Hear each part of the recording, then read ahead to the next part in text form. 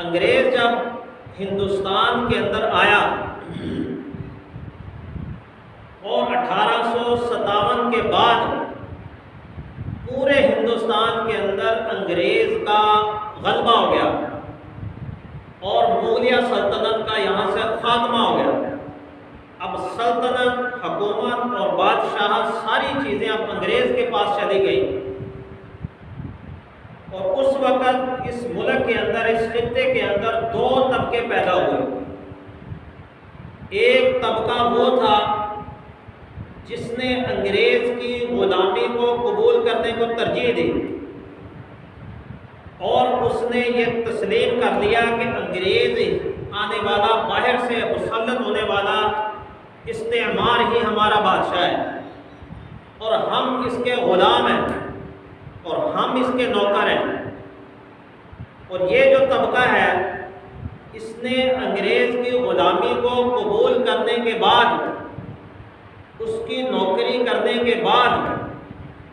اس نوکری اور غلامی کے صلے کے اندر انگریز سے جاگیریں خریدی۔ انگریز نے انعام کے طور پر خوش ہو کر،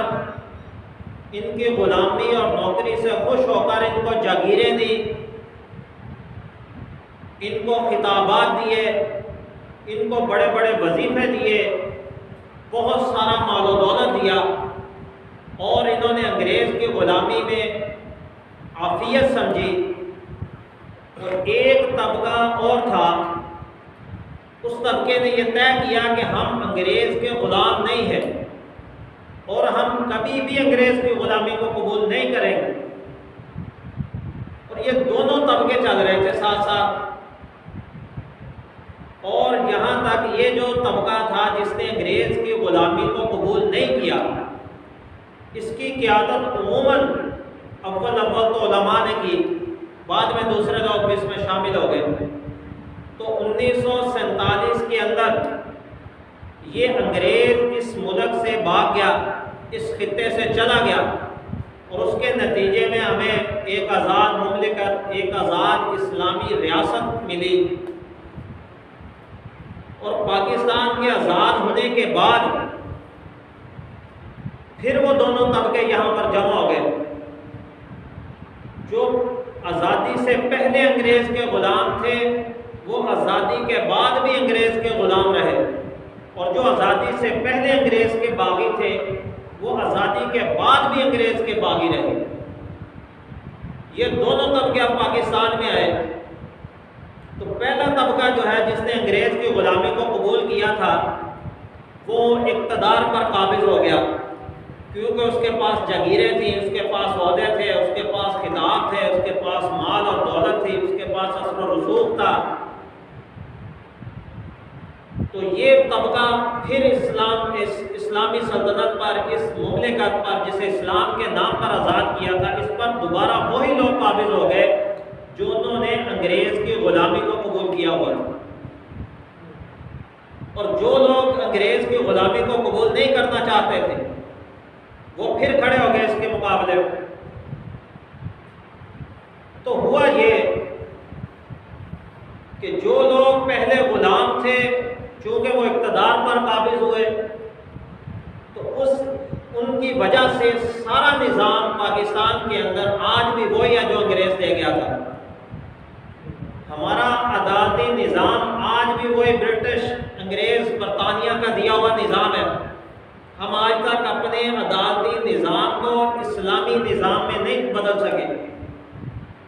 ہمارے تعلیم کا نظام، ہماری درسگاہوں کا نظام، تعلیم و تربیت کا نظام وہی نظام ہے جو انگریز لے کر آیا تھا اس خطے میں۔ ہم آج تک اس نظام کو بھی نہیں بدل سکے۔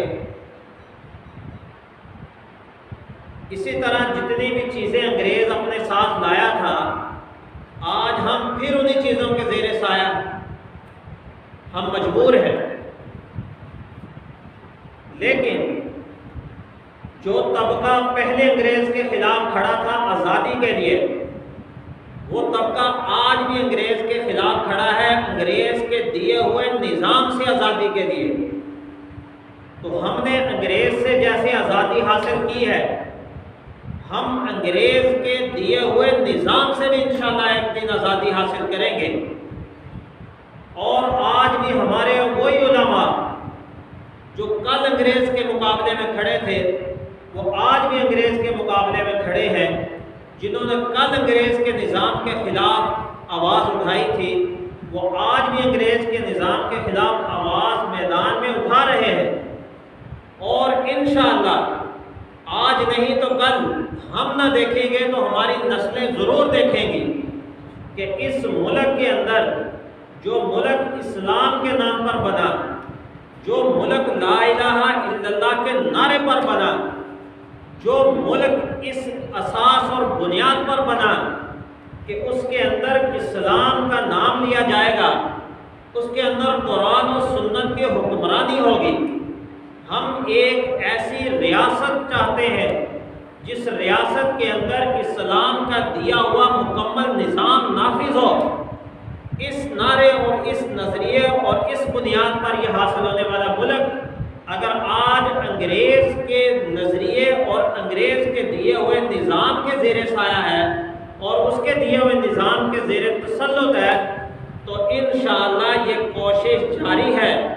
اور حقیقی آزادی اس دن حاصل ہوگی، حقیقی آزادی اس دن نصیب ہوگی جس دن اس خطے سے انگریز کی طرح اس کا نظام بھی نکل جائے گا، جس دن اس خطے سے انگریز کی طرح اس کے غلام بھی نکل جائیں گے، جس دن یہ خطہ انگریز کی طرح اس کے غلاموں سے بھی آزاد ہو جائے گا، اس دن یہ ملک حقیقی آزادی حاصل کرے گا، اس دن ہم صحیح معنی میں آزاد ہوں گے۔ اس لیے وہ ملک تو آزاد کروا دیا لیکن دل و دماغ ہے غلام اب بھی۔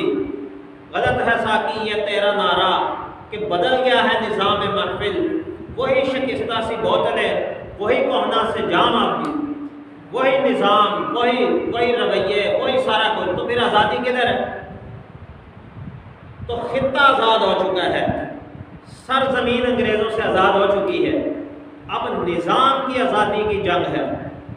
نظام کی آزادی کی جنگ کہ ہم اس خطے کے اندر، اس ملک کے اندر انگریز کی طرح انگریز کے دیے ہوئے نظام سے بھی آزادی چاہتے ہیں۔ چاہتے ہیں کہ نہیں چاہتے؟ سارے چاہتے ہیں۔ کلمے کے نام پر بنا ہوا یہ ملک، اس کے اندر لا الہ الا اللہ کی حکمرانی ہو، اس کے اندر اسلام کی حکمرانی ہو، اس کی عدالتیں، اس کے قانون، ہمیں آج اسلام کے لیے لڑنا پڑ رہا ہے۔ آج ہمیں آج